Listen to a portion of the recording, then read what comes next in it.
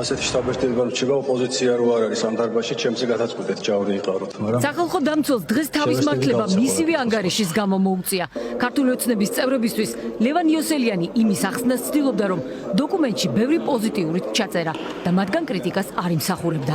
დაახლოებით 30 ჯერ აბზაცი იწყება, რომ მისასალმებელია, რომ დადებითად ვაფასებთ. მაგრამ შეგნებულად მოხსენებაში ეს ნაწილები მე არ გადმომიტანია. ხო სახალხო დამცველი თუ გამოვიდა და ისაუბრა რა კარგად არის ქვეყანაში საქმე, მე მგონი ის არის. სახალხო დამცველი ქართული ოცნების წარმომადგენლების თავდასხმის ობიექტი მას შემდეგ გახდა, რაც ტრიბუნიდან საპროტესტო აქციებზე სამართალ დამცველების მხრიდან ძალადობასა და ადამიანის უფლებების მასობრივ დარღვევებზე ისაუბრა. თქვა, რომ დაკავებული ასობით მოქალაქის საპირწონედ ჩადენილ დანაშაულებებზე ბრალი ერთ პოლიციელსაც კი არ წარდგენია.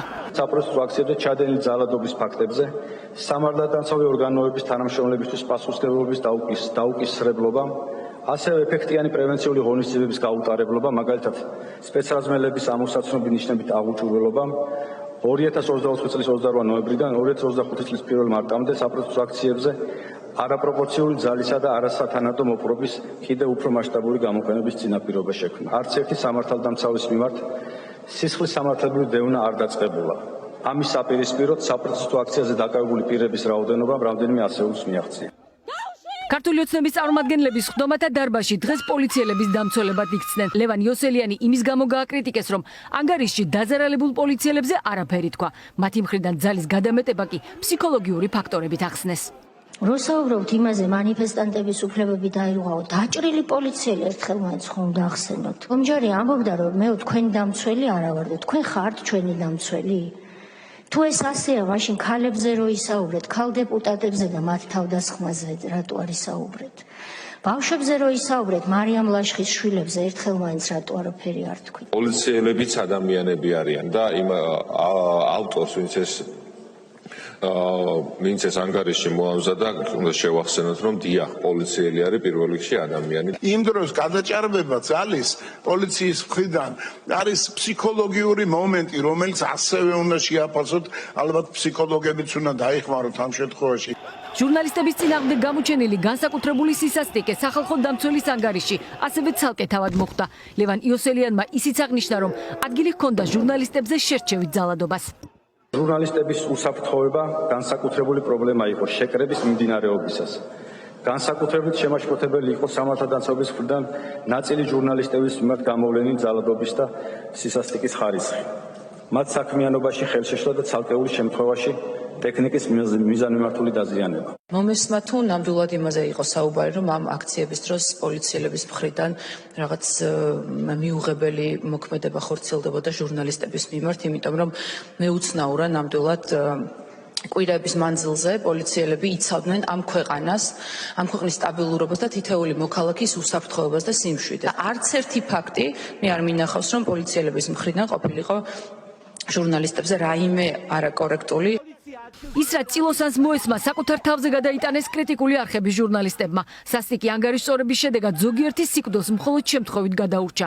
სატელევიზიო არქივები მედიის წარმომადგენლებზე თავდასხმის არაერთ კადრს ინახავს.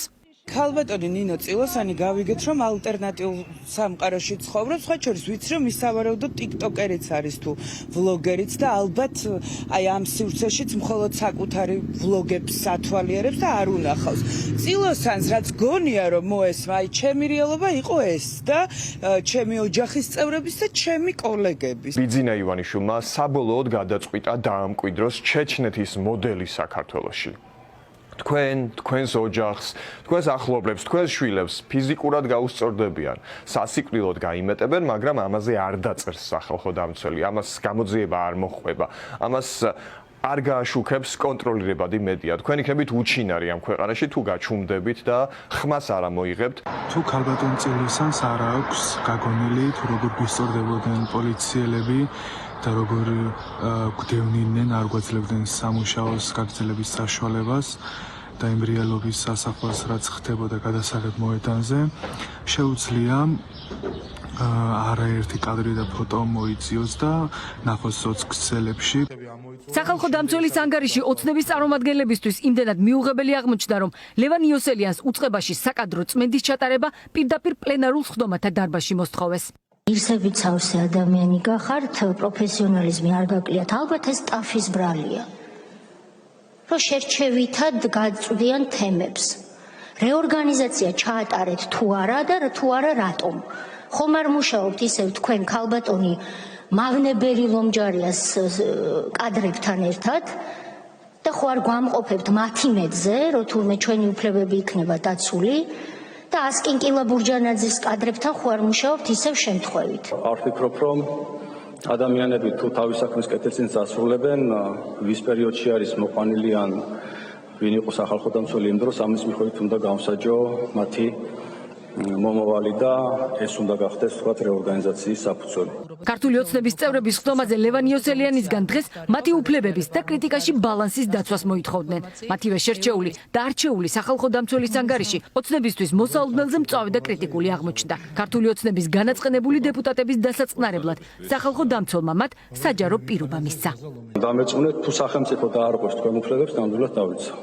თუ სახელმწიფო დაარღვევს